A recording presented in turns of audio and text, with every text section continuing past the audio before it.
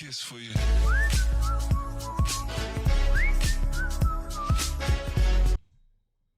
Out of Context is a new series I'm trying on the channel where I basically look at products or games or anything that's technology related, and I look at them from out of context of its original release and its original cycle and all that to kind of really examine it in a retrospective context around sort of where it started and where it is now kind of thing. And the first thing I'm doing that with is the Samsung Galaxy and the Galaxy Fold series here, specifically with folding phones and flipping phones, because I really wanted to look at why these phones blew up the way they did and kind of where they are now and how that's affecting the current landscape, basically. And if you want too long to watch this, it's ultimately that because of its hype and because of the context around it, the first Fold here was really big. And as time goes on and as things kind of ramped up and all this, and they got more phones and more stuff and more things to do, that context that you need to remove to understand the original no longer affects things. These phones are now no longer interesting, no longer important, and no longer worth discussing because I no longer need to remove context from them when I talk about them. The best way that you can talk about a product is with its context, because a lot of the time the context really matters for a lot of products to understanding why they blow up and why they do what they do. Right, you see it with games all the time. Why are we talking about Power World when it launched and we kept talking about it is because of the context around it. Ultimately, if you look at it years later, it might not seem like that big of a deal. And so you have to kind of look at folding phones in the same way. At the point where we just have another folding phone launch and no one really is paying too much attention to these products, that's kind of the worst thing you can say about a product, is that another one comes out and no one really cares. So ultimately, that's where I come to the conclusion in this video that the timeline here sort of stops after the third iteration. The first one, the second one as the improvement, the third one is the finalization, and now we're on 5 or 6. A lot of people know about folding phones and folding devices. As you can see here, right, you have a device that can obviously fold in half and be a normal phone on the front. As you can see, the front screen here, normal phone on the front, and then you open it up and it's a larger tablet-like screen in the middle here. Cameras on this side, camera in the center here, and then camera inside the fold, basically. And this idea of having a folding phone where you have a normal phone on the outside and then you unfold it to have this tablet-like experience was kind of the main draw of these devices. The first one of these being the Samsung Galaxy Fold. Now, the Galaxy Fold launched for I think it was like $1,980, and its main claim to fame was that folding technology and that hinge. You were able to have an outer screen if no one shows the outer screen. You're able to have an outer screen. This is the 5, but you have an outer screen here, and you have an inner screen that folds open like this, and that's ultimately your two operating modes, basically. And because of that, it became really thick, right? You have a thicker phone than you would typically have in everyday use, but because of that thickness, you were able to have two screen types, basically.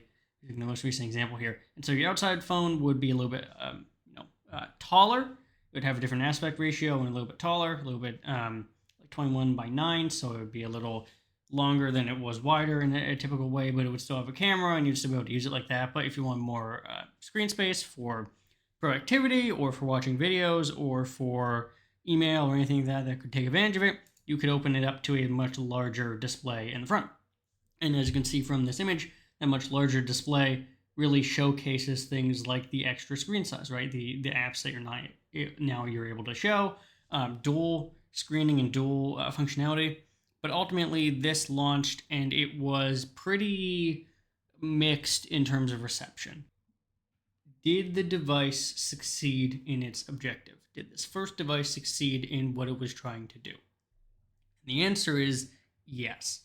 If we look back and we look at all this and we, take a 50,000-foot view of the product here, this product did succeed in doing what it set out to do. It set out to make a device that could both be a tablet and a phone and be functional in both of those situations, and it succeeded at that goal. Now, the other thing that eventually launched alongside of it, as you can see here, is a flip device. Now, a flip device is a little bit different. instead of being a small phone that you can then put into a bigger phone, it is simply just a clamshell style phone that you can flip open, and it has an outside screen. In this case, I think it's the 4 here or the 5. It has an outside screen, and you flip it open, and it shows you a inside screen like the one you see here. The objective of that is to have a normal phone that you can fold even smaller. This was the 3, so it had a small screen here. The newer ones here have a much larger screen, so people kind of like that, right? You're able to use things for like weather and widgets. But that was the Flip series, which kind of launched alongside of it. And that main objective was, hey, let's make it even smaller. Let's have this device that can just clap down, and it will be a very small, pocketable thing. A lot of people like that. And ultimately, that device was more affordable. It started at like $1,200 or $1,300, and then eventually got down to like $1,000. So it was a much more reasonable ask for someone to do that. And that device ultimately did also find success in that kind of situation where you were able to use it with similar success that people like clamshell phones in general had. So ultimately, that also succeeded in its objective throughout its iterations of being a small form factor phone. Now, because they succeeded, what do you do on success? You keep iterating, you keep repeating. However, that repetition and that design and that language ultimately doesn't lead to success in the long run, as we've seen here. We look at Samsung's shipping of these devices, and we see that about 10 million units are predicted for this quarter between September of 2023 and September of 2024. 10 million of these Z units, including both the Flip and the Fold, are expected, with 7 million being the current and 3 million being the previous generations. Last year, which was in 2022 in this case, Samsung sold 9 million of these folding devices. So they're clearly selling and people are buying them and all that. If we compare that to the S23, which launched around that same time, they sold in that 1 year 31 million, which is about 3 times that amount, especially when you consider that the S23 line wasn't a huge difference compared to the S22 line. There wasn't as much need to upgrade versus a folding device. Well, not a big difference between like the Fold 5 and the Fold 4. Definitely in terms of if you're trying to get into it, every new iteration's trying to become closer and closer to something you could daily drive, right? And so having these sales numbers here, even if they are growing, be at this level is definitely indicating that this is not a mainstream thing like the higher end stuff is for. And part of that reason, and the reason I wanted to do an out of context thing, is because a lot of the time the context around the problems and the reasons people aren't buying it gets clouded by the time period that it launches in. When you launch in a time period where smartphones are stagnating and they're becoming the same thing, people are ravenous for something that's different, they buy this, it's different, it functions well enough, that's what they're interested in. But as time goes on, they start to realize that what they wanted in this device wasn't actually something that was interesting, wasn't something that was just for the purpose of it. It was because it was interesting. It was a novelty. They're not actually using a lot of the time the bigger screen because of the issues that the bigger screen had. And so ultimately, if you look at it from in context, you could say it failed because it didn't have app support, right? And apps didn't support this larger screen size, and it didn't have things like pencil support at the time, and apps were buggy, and the software was really what held it back. But if you look outside of that, the general feeling that I get is that this didn't fail because of the software. It failed because it wouldn't have worked with the software in the first place. This is kind of what I'm seeing with the iPad as well.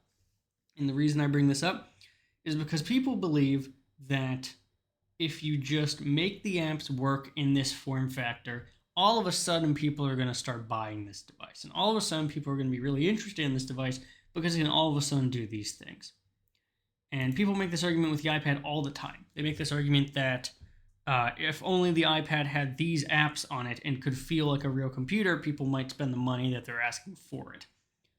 And it's funny because they are doing that. The iPad has Final Cut Pro on it. The iPad has Procreate and these like professional photo editing software and Adobe Lightroom and stuff, and they have a functional file manager, and they have USB support, and they have mouse support, and they have professional uh, color grading stuff available, and they have all this they have good drawing, and they have Kindle and reading stuff, everything you'd want to do in that form factor with an iPad, and yet people still aren't buying them. And it's the same thing with this, right? As you see in the screenshot, which I will open up even larger, we have text messaging on the side. We have someone looking at a storefront. In this case, it looks like a storefront on like the Samsung browser. And then we have another browser open in another tab that's looking at a cake, right? So we have shopping, text messages, and this idea that, oh, you have a cake, I want to show you this cake, so I'm going to drag it over to here. And that's a productivity time save. And you have your little dog at the bottom, which basically shows you all the apps you can basically hot swap to at any time. Ultimately, doing this, and the reason you're doing it is because you have the space for it, right? This isn't something you would typically do naturally. And that's very evident because most people, when they use an iPad, aren't doing this. They're not going around and doing 4 apps at once and maximizing productivity. They're in messaging, they're in email, they're in YouTube, they're in a note app, right? Or a drawing app. They're in one thing at a time, maybe 2 things at a time if they're trying to copy something over. They're not doing this multitasking thing that people think they're doing. Even power users don't really do that, because the only reason they're doing that is because they feel like they have to use this screen that they bought and that they spent money on. We're running into the same problem here. If we look beyond the context of sort of where it launched, and it's like, oh, the app support, if Android just worked. And I'm like, if Android just worked, we wouldn't be doing this. If Android just worked and you had a normal phone, you wouldn't be doing this. There's no way you'd be doing this. It just doesn't make a ton of sense. So what Samsung decided to do is release something called a Try Galaxy. This was an app that Samsung released that you could basically either pair it with another phone and have that seamless experience. So you could have a phone here and you have another phone here, and you could pair them and have the Galaxy app basically showcase what it's like to have a Galaxy Fold, what it's like to have a Fold, what it's like to have a Fold. And it's useless examples like extending your screen and showcasing the picture and message ability at once and playing a long game of air hockey. That's basically it. Talking about, hey, you can use the camera system here, so you can like open this and take a picture, or open it and use the quality front camera and take a picture with this side of a screen like that, even though you wouldn't really want to do that because then you have to like angle it so that your arm is like right here where this thing is, and you're clicking it, and then you have the camera there, and you have to make sure it's aligned, because when you're doing that, it's most likely going to be off alignment, right? And so that's a whole hassle, and people are like, yeah, this is the best thing. I can use my quality cameras on the outside to take a selfie. Just generally, they don't really know what they're doing here, and they don't really know how to sell it. Because I think after the illusion of, oh my god, it's a bigger screen, look at that, people aren't really using the bigger screen, look at that, for much, really. Samsung is a little bit of an advantage here because you could technically use Samsung DeX, connect it to a laptop or a monitor or something, and use it as kind of like a computer, like a Chromebook, something like that, right? But then obviously you're not using any part of the Fold. You're just using, like any Samsung phone could do that, right? You're not using any advantage of the Fold or the Flip to do that. You're just plugging it in using Samsung DeX. So technically that's a benefit, but it's not a benefit of the Fold exclusively. So now that we've talked kind of about everything it's supposed to do and what my ideas of what the Fold could be and all that, let's talk about the broader ecosystem in general real quick. The Galaxy is not, from this whole experiment, the only thing that really took a jump here. Every single manufacturer started making folding phones. We have the Pixel series of Pixel Fold, Oppo made one, OnePlus made one, obviously Samsung, Huawei made one, TLC attempted to do one, Motorola made a couple of the Flip variants. And so ultimately we have all these companies that are trying to make their own version of this kind of, this is a Xiaomi one, there's Honor, right? So basically every company here is pitching in, making their own foldable. Some are great, some are not so great, but ultimately they're all trying to strive for this wider aspect ratio, either in a tall form like the Samsung, or a longer form like Oppo, or a larger camera system like OnePlus, or a more software focused thing like the Pixel.